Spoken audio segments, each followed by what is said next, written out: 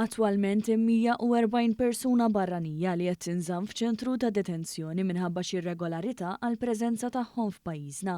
Iċ-ċifra ngħatat mill-Ministru għall-Intern is-Sigurtà u x-Xogħol Byron Camilleri fit-tweġiba għal mistoqsija parlamentari fl-aħħar jiem waqt li ta' rendikont f'dan ir-rigward tal-persuni u ċ-ċittadinanzi varji kif allegati minnhom. Fil-Parlament il-kellima tal-Oppożizzjoni għall-Intern Darin Karabozz staqsal il-Ministru dwar x'inhuma n-nazzjonalitajiet u kemm il-persuna hemm fiċ-ċentri tad-detenzjoni. Fit-tweġiba tiegħu il-Ministru Camilleri qal li sal-bidu ta' dan ix-xahar l-okkupanza fiċ-ċentri ta' detenzjoni imqasma fi 3 żoni separati skont in-nazzjonalità allegata u l-bżonnijiet tagħhom jew il-leġiżlazzjoni applikabbli.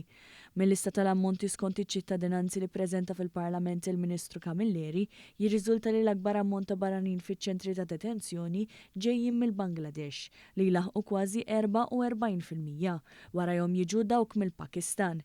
Barranin oħrajn li ma jaqbżux l-ammont ta' 10 ġejjin minn 23 pajjiż differenti, fil-maġġoranza Asjatiċi jew Afrikani, għalkemm fil-istem inkluża persuna li hu rreġistrat fuq il-Ġermanja.